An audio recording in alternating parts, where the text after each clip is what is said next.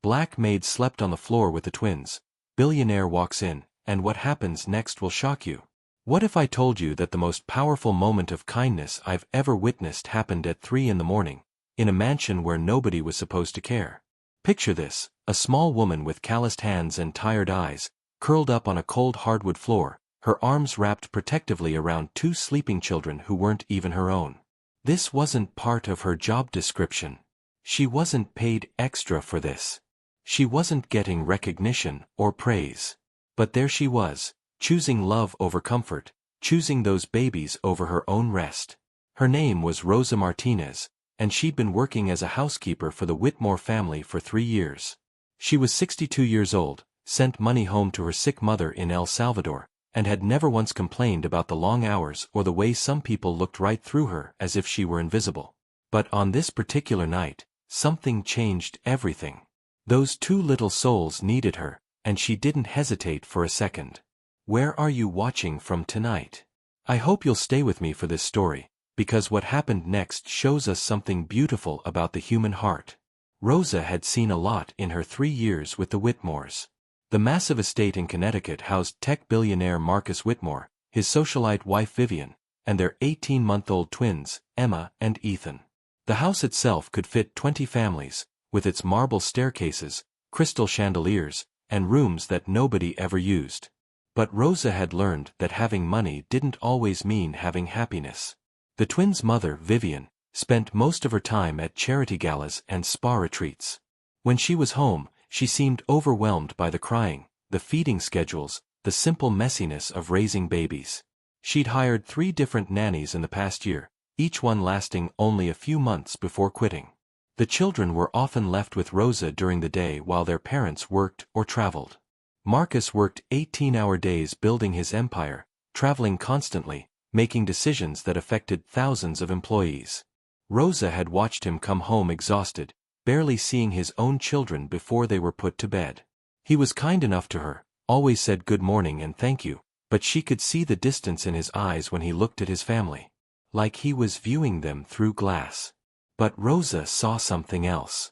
She saw how Emma would light up when music played, how Ethan would giggle when she made funny faces during breakfast. She saw 2 little souls who just wanted to be loved, held, and made to feel safe. And on nights when they were sick or scared, when the fancy baby monitors couldn't comfort them and the temporary nannies had gone home, Rosa found herself staying late, soothing their tears, singing Spanish lullabies her own grandmother had taught her. Tonight was different, though. Both babies had been running fevers all day. The latest nanny had quit that morning, and Vivian was in the Hamptons at a weekend retreat. Marcus was somewhere over the Pacific, flying back from a business trip that had kept him away for 10 days. Rosa was supposed to leave at 6, but how could she abandon 2 sick babies to cry alone in their cribs? By midnight, Rosa had tried everything. She'd given them their medicine, changed their diapers, rocked them, walked the hallways with them pressed against her chest. But every time she put them back in their cribs, the crying would start again.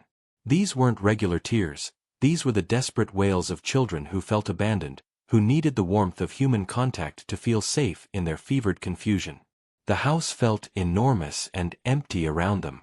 Rosa thought about calling Marcus, but his phone had been going to voicemail all day. She thought about calling Vivian, but the woman had made it clear that her weekend retreats were sacred, not to be interrupted unless someone was dying.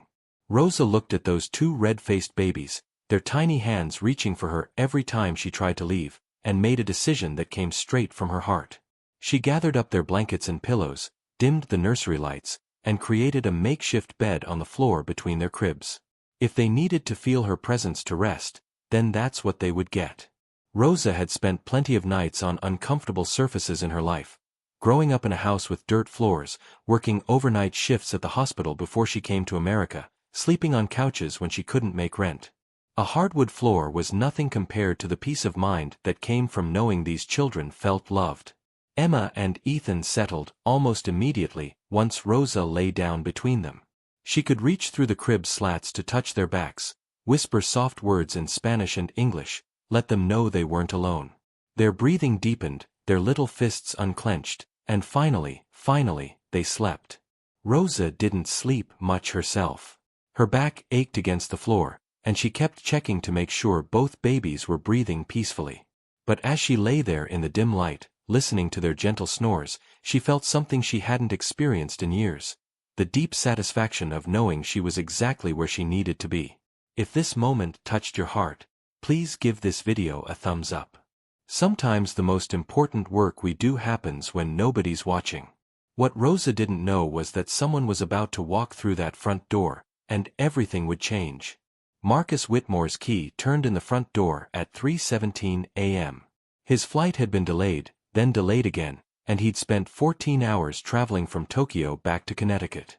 He was exhausted, frustrated, and already dreading the emails that would pile up while he tried to catch a few hours of sleep. The house was dark and quiet, exactly what he expected. But as he climbed the marble staircase to check on the twins before going to his own room, he heard something unusual. Soft humming, gentle and melodic, coming from the nursery. Marcus paused, his hand on the doorframe, and listened. Someone was singing in Spanish, a lullaby he didn't recognize, but that sounded like comfort itself. He pushed the door open quietly and froze. There, on the hardwood floor between his children's cribs, was Rosa.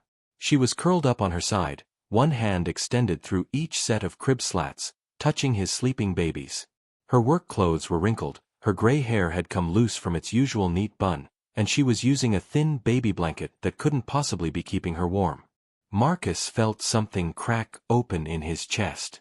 This woman, who he paid to clean his house and occasionally watch the children, had spent the night on a cold floor because his babies needed her. While he was closing business deals on another continent, while his wife was at a spa, this 62-year-old woman had chosen to sacrifice her own comfort for his children's peace. He stood there for a long moment, watching Rosa's gentle breathing, seeing how his twins slept more peacefully than he'd ever witnessed. Emma had her tiny hand wrapped around Rosa's finger through the crib slats. Ethan was turned toward her, as if even in sleep he was drawn to her presence. Marcus had built a technology empire by understanding systems, processes, and solutions. But standing in his children's nursery at 3 a.m, he realized he'd been missing the most important system of all, the human connections that actually make a family work. Rosa wasn't just his employee. She had become the heart of his home, the steady presence his children could count on when their own parents were absent. He backed out of the room quietly, his mind racing. He'd spent so much time focused on providing for his family's future that he'd forgotten to be present for their today. And this woman, who had every reason to go home to her own life, her own concerns, had stayed simply because it was the right thing to do. Have you ever had someone show you what real love looks like through their actions? Let us know in the comments below. Marcus knew that when morning came, everything would have to change. Marcus didn't go to his bedroom. Instead, he sat in the hallway outside the nursery, his back against the wall, thinking harder than he had in years. He pulled out his phone and did something he never did. He canceled his morning meetings. All of them. Then he called his assistant and told her to clear his schedule for the entire week. As dawn crept through the windows, Rosa began to stir. Her back protested as she slowly sat up, and she was careful not to wake the twins, who were still sleeping peacefully. That's when she saw Marcus sitting in the doorway, watching her with an expression she'd never seen before. "Mr. Whitmore," she whispered, embarrassment flooding her face. "I'm sorry, I know I should have gone home, but they were so sick and scared, and I couldn't leave them alone." Marcus held up a gentle hand to stop her. "Rosa, please don't apologize. I need to apologize to you." His voice was thick with emotion. "How long have you been doing this? Staying when they're sick, sleeping on the floor when they need you?" Rosa's eyes dropped to her hands. "It's not a problem, sir. Children need to feel safe. That's more important than a comfortable bed." "You're right," Marcus said, standing up and walking into the nursery. "Children do need to feel safe. They need to know someone cares about them more than anything else in the world. And clearly, you've been the one showing them that while I've been." He looked around the elaborate nursery with its expensive furniture and state-of-the-art equipment. "While I've been trying to give them everything except what they actually needed." Emma began to wake up, and immediately her eyes found Rosa. She smiled and reached through the crib slats, making soft baby sounds of contentment. Ethan stirred too, and did the same thing. It was clear these children had bonded with Rosa in a way that went far beyond a typical caregiver relationship. Marcus watched this interaction and felt his heart break open completely. "Rosa, I want to offer you something. Not just a raise, though you'll get that too, but a real position. I want you to be my children's primary caregiver. I want to build you an apartment here in the house so you never have to choose between your own comfort and their needs. And I want to learn from you how to be the father they deserve." Rosa's eyes filled with tears. "Sir, I don't need an apartment or more money. I just need to know these babies are loved." "Then teach me how to love them the way you do," Marcus said simply. If you've been moved by this story of unexpected family bonds, subscribe to our channel for more heartwarming tales like this one. The next few hours would reshape the Whitmore household forever. 3 months later, the Whitmore house felt completely different. Rosa did accept Marcus's offer, but not exactly as he'd proposed. She agreed to become the twins' full-time caregiver, but she kept her small apartment in town. "I need my own space," she'd explained with a gentle smile. "But I promise you, these children will never wonder if they're loved." Marcus kept his promise too. He restructured his entire schedule to be home for breakfast every morning and dinner every evening. He learned to change diapers, to recognize the difference between hungry cries and tired cries, to sing the Spanish lullabies Rosa taught him. Most importantly, he learned to be present, really present, when he was with his children. The transformation in Emma and Ethan was remarkable. They were happier, more secure, more eager to explore their world because they knew they had steady, loving adults watching over them.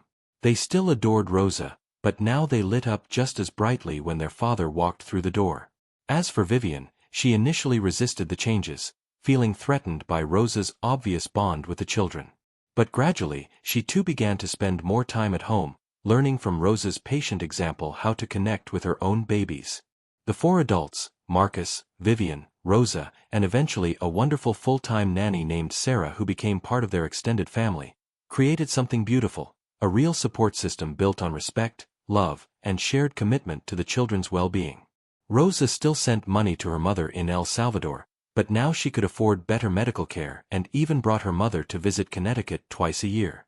On quiet evenings, she would sit in the nursery rocking chair, holding Emma and Ethan while Marcus read them stories, and she would think about how love has a way of multiplying when you give it freely.